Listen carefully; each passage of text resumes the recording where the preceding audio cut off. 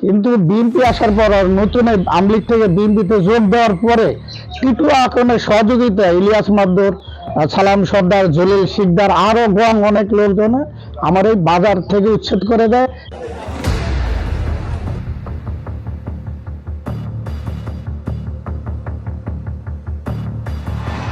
এবং আমার প্রাণনাশের হুমকি দেয়। আমি আজকে প্রায় 1.5 বছর দেশে আসতে পারি না, এবং আমি আসলেও আমার বাড়িতে অনেক হামলা করার জন্য চেষ্টা করে।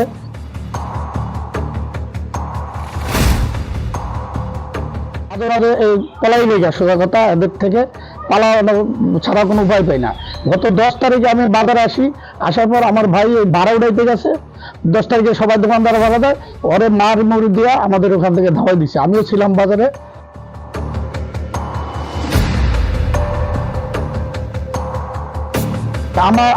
আমার ভাই অভিযোগ করতে গেল, আমার ওই অভিযোগটার না নিয়ে সন্ধ্যায় শুনলাম আমাদের বিরুদ্ধে মামলা করতে গেছে।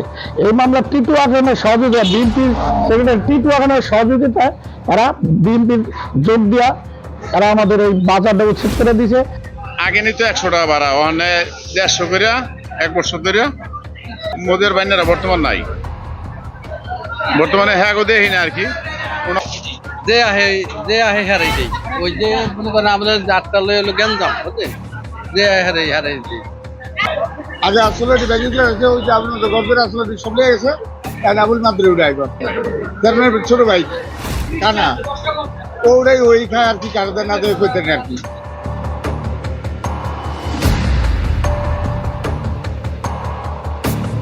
অতি প্রথম ছিল নিচে এই ভিডিওটা নেই বান্যারা নেওয়ার পরে এরপরে নিচে বান্যারা এবং মাতবররা যৌথভাবে নিচে, ঠিক আছে। ওখানে মাতবররা ওই বাজারে 200 করে প্রতি ভিডিও করে 200 করে নিতেছে মাতবররা।